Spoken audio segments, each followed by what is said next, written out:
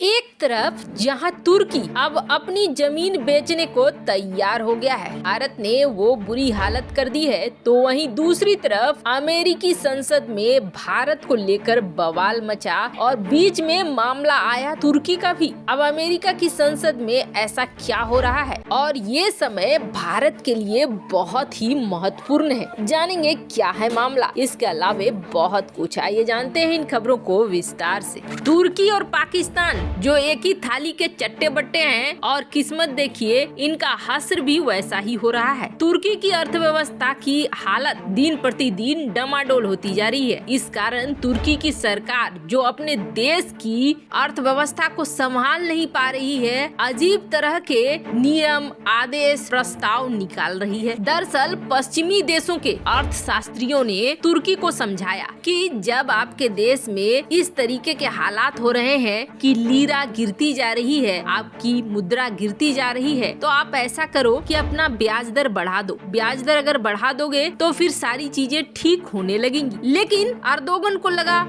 ये तो पश्चिमी देशों ने सलाह दिया है, जरूर इसमें कुछ गड़बड़ है, दाल में काला होगा, इसलिए हम इस बात को नहीं मानेंगे और उन्होंने बढ़ाने के बजाय घटा दी। अब हालात ये हो गए हैं कि पहले चीजों पर जितनी लीरा देनी पड़ती थी अब उसकी दुगनी देनी पड़ रही है और बहुत दिनों बाद और भी ज्यादा बढ़ जाएगा। साधारण सा देखिए कहां से शुरू हुआ है तुर्की में ये विनाश का लहर कि तुर्की जो एलपीजी मंगाता था एक साल पहले, वो अब उसे दुगनी कीमत पर मंगाना पड़ रहा है और ये बढ़ता जा रहा है। अगर ये बढ़ रहा है तो एक चेन रिएक्शन शुरू हो रहा है, जहां एलपीजी गैस की कीमत बढ़ रही है तो उसकी वजह से बाकी चीजों की भी कीमत बढ़ रही है। आम लोगों पर सीधे सीधे इसका असर देखने को पड़ रहा है। अब तुर्की को लग रहा है कि अब तो कोई रास्ता नहीं है, तो फिर पाकिस्तान की तरह तुर्की ने भी एक ऐलान कर दिया है कि हमारी नागरिकता लो और हमें पैसे दो। इसके लिए अपने नियम में बदलाव किया है। क्या बदलाव किया है कि जो भी व्यक्ति तुर्की में एक निश्चित मात्रा में पैसे लगाएगा, संपत्ति खरीदेगा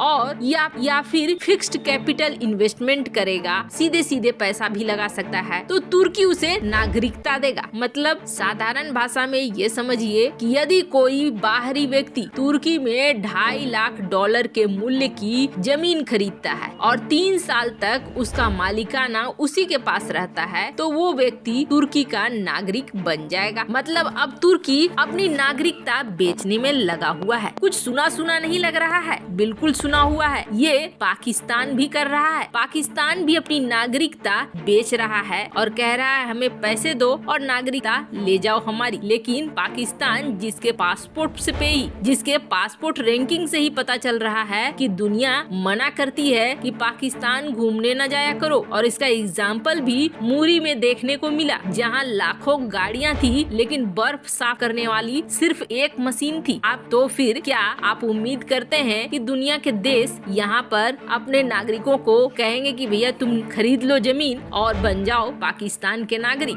खैर, तुर्की के मामले में भी इतना बुरा कंडीशन नहीं आया है, इसलिए तुर्की को कुछ फायदा जरूर मिल सकता है, क्योंकि वैसे भी तुर्की टूरिस्ट के लिए बड़ा अच्छा पैलेस माना जाता है। तो बहुत सारे ऐसे देश के नागरिक होंगे जो उद्योग के नजरिए से जमीन खरीदना चाहेंगे तुर्की में। खैर, ये नौबत आ गई एक गलत तरीके से राजनीति और शासन चलाने के बाद कि अपनी जमीन बेचनी पड़ रही है। वो कहते हैं ना, अपने काम से मतलब रखने के बजाय दूसरे के फटे में टांग अड़ाना अर्दोगन को ज्यादा पसंद था, जिसके वजह से FATF, IMF, वर्ल्ड बैंक हर जगह बड़ा वाला खेल हो गया और ये खेल तो होना ही था। तो वहीं दूसरी तरफ मचा हुआ है बड़ा घमासान, और ये घमासान कहाँ मचा हुआ है? ये मचा हुआ है अमेरिका की संसद में। अमेरिका की संसद इस वक्त लड़ रही है भारत के लिए। कोई विपक्ष में खड़ा है तो कोई पक्ष में खड़ा है। वजह साफ है। वजह इसलिए साफ है कि हाल फिलहाल में पाकिस्तान ने भी आग में घी डालने का काम किया, तुर्की ने भी आग में घी डालने का काम किया।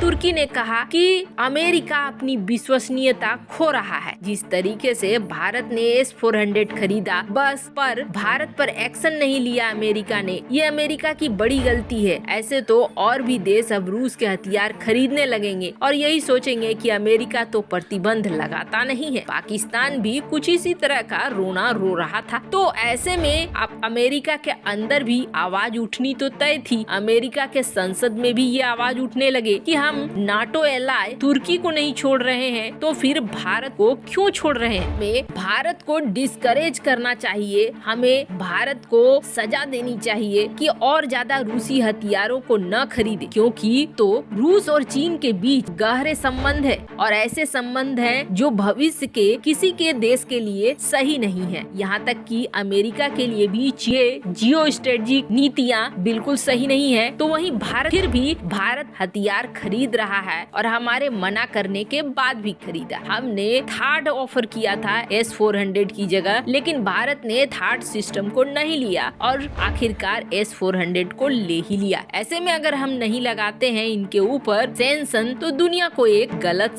संदेश जाएगा। अब ये सीधे सीधे शुरू हो गया अमेरिका की संसद में बहसबाजी। अब ऐसा नहीं है कि सिर्फ विपक्ष में लोग हैं, खुद वहाँ के कई सीनेटर्स हैं जो भारत के पक्ष में हैं। उनमें से ही एक है टोड यंग। टोड यंग ने ये कहा कि भारत ले रहा है S-400 को और कई नए फ्रिगेट्स को भी रूस से ले रहा है और ये दोनों ही सिस्टम भारत के लिए बेहद जरूरी है। और इस वक्त उन्होंने साफ साफ कहा इस बात को कि इस वक्त भारत जो है वो चीन के खिलाफ अमेरिका का सबसे बड़ा सहयोगी बनेगा। चीज के लिए उन्होंने कोई लुका छिपी वाली बात नहीं कही। आपको बता दें सैंक्शन कमेटी जो है वो बैठी हुई है, जहाँ पे निर्णय ये लेना है कि भारत के ऊपर सैंक्शन लगेगा या नहीं, और उसी में ये सब कुछ बहस चल रहा था। और इनका कहना था कि अगर इंडिया पे एक्शन होता है तो आप ये समझ लीजिए कि क्वाड से भारत दूर हो जाएगा। काटसा सैंक्शन लगने के बाद जो इस वक्त हमारे कॉमन जरूरत है वो प्रभावित होंगे। साथ ही साथ उन्होंने ये भी कहना शुरू कर दिया कि चीन के साथ इस वक्त भारत तनाव झेल रहा है और चीन के साथ लड़ने के लिए भारत इस वक्त रूसी हथियारों का ही इस्तेमाल करेगा, क्योंकि भारत का पूरा सिस्टम रूसी हथियारों पर बेस है। ऐसे में भारत रूसी हथियार नहीं लेगा तो क्या करेगा। ये सही समय नहीं है भारत